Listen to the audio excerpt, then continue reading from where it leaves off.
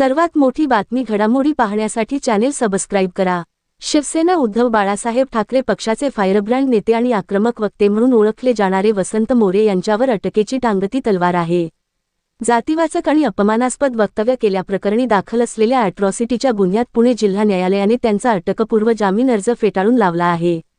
यामुळे शिवाजीनगर पोलीस आता वसंत मोरे यांच्या अटकेसाठी आक्रमक पावले उचलण्याची शक्यता आहे। काही दिवसांपूर्वी वसंत मोरे यांनी एका जाहीर पत्रकार परिषदेत वंचित बहुजन आघाडीचे उपाध्यक्ष अविनाश विश्वनाथ लहाडे यांचे वडील विश्वनाथ तुकाराम लहाडे यांच्याबद्दल वादग्रस्त आणि अपमानास्पद वक्तव्य केले होते।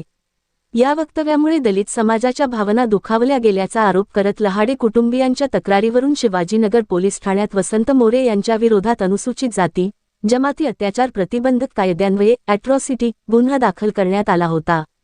गुन्हा दाखल झाल्यापासून वसंत मोरे यांनी अटकेपासून संरक्षण मिळवण्यासाठी जिल्हा न्यायालयात धाव घेत अटकपूर्व जामीन अर्ज दाखल केला होता।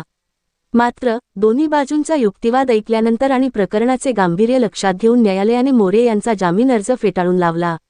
न्यायालयाच्या या निर्णयामुळे पोलिसांना आता मोरेंना ताब्यात घेण्याचा मार्ग मोकळा झाला आहे।